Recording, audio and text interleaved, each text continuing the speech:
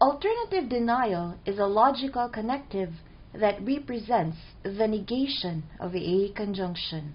It means that both propositions cannot be true at the same time.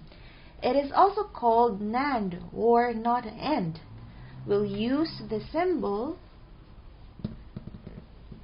to represent the negation of a proposition.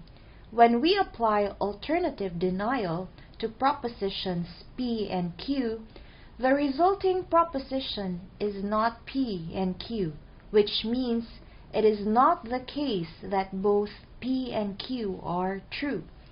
Let us recall the conjunction P and Q. The truth table for the conjunction is as follows. If P is true and Q is also true, then the conjunction P and Q is true. If P is true, then Q is false, then the conjunction P and Q is false. If P is false, then Q is true, then the conjunction P and Q is false. If both P and Q are false, then the conjunction P and Q is also false. From this table, we can negate the conjunction P and Q to arrive at alternative denial. We will come up with this truth table.